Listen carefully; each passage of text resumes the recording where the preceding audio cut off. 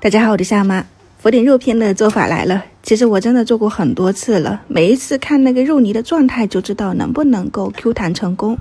刚好把之前随手腌的黄贡角拿出来剪碎，然后放一点酸水就可以啦。也是吃福鼎肉片的灵魂来了。这个它里面胀气了哈，打开的时候就要慢慢的放。你们喜欢也可以去尝试一下，加点盐就放到冰箱，随时随取。做福鼎肉片的肉是用的纯瘦肉，我用的是前腿部分的，然后大概400克，给它放到冰箱冻了一上午，切成块放到绞肉机里面。盐大概1到2勺，看我手捏的1撮小苏打，味精提鲜，姜葱去腥，这些你可以用鸡精姜葱粉代替。然后就是红薯淀粉，倒进去以后加一点清水给它稀释一下，这样才能搅得动。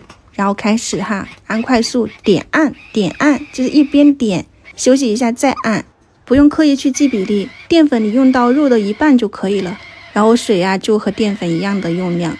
然后接下来就只需要去搅打，最主要还是这一个。然后中途如果是说你觉得太干了，你可以加点冰块冰水进去。主机罢工发烫了，你也罢工，我们俩一起休息。这个绞肉机就连肉一起放到冰箱去冻起来，冻几分钟10分钟直到主机能够再次工作，你就拿出来再继续点按。它冻一下它不会变硬，而且给肉降温，你还可以更好的去搅打。最后的状态看一下，非常细腻上劲黏，怎么甩都甩不下来，这个就可以了。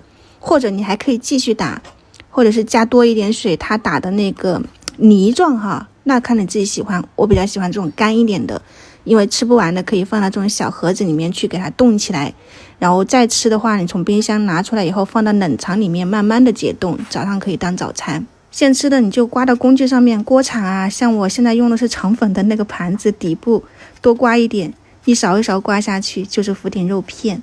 你要给它挤成丸子就是肉丸子，你要给它蒸出来就是肉饼就是这种的，反正各种吃法都有。煮着煮着就全部浮起来，而且你可以看到它的体积会慢慢的膨大，这个就是煮好的福鼎肉片。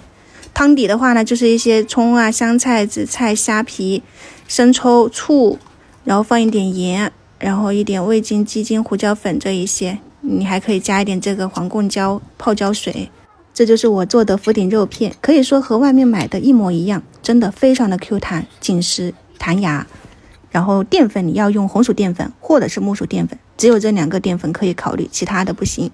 也可以把淀粉直接加水搅成淀粉水加进去，这样搅打起来更容易。今天就这样了，明天早上再见，拜拜。